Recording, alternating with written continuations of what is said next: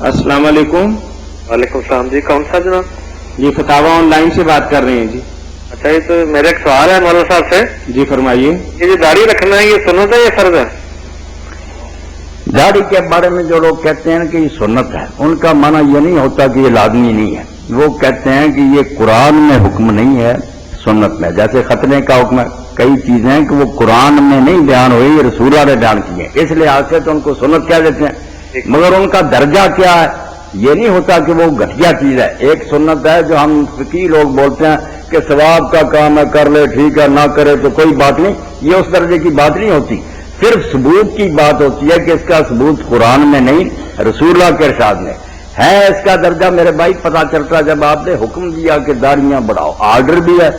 दूसरी तरफ फरमाया कि मजूस और मुशरिकीन की मुखालफत करो, वो काफिर पे दीन दाढ़ियां मूंदते हैं, मुझे बढ़ाते, तुम उनके उल्ट करो। कहीं फरमाया कि ये दीन फितरत के हिस्से हैं जो शुरू से चले आ रहे हैं, 10 जिनमें से दाढ़ी बढ़ाना। ये भी कहा कि अंबिया की जो स्टाइल भी आप इख्तियार कर सकते थे ना जोर देने का, वो दिया।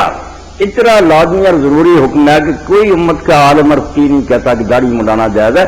छोटी बड़ी की बात अलग है, सब मुत्तफिक है कि हल्के लिया जो है हराम है, दाढ़ी मुंडाना हराम है, बहुत बड़ा जुर्म है, कबीरा गुनाह है, इससे बचना चाहिए। छोटी बड़ी की कोई बात नहीं, वो उलमा की बस ऐसे रहती है। आप बहरहाल ये करें, अगर नहीं रखी हुई ना तो मुंडाना अल्लाह के लिए छोड़ दे। ये दाढ़ी रख के मुंडा देना, ये कितना बड़ा गुनाह? ये उससे भी बड़ा गुनाह। एक और सवाल है मेरे दोस्त, ये बताएंगे आपको जी। वालेकुम।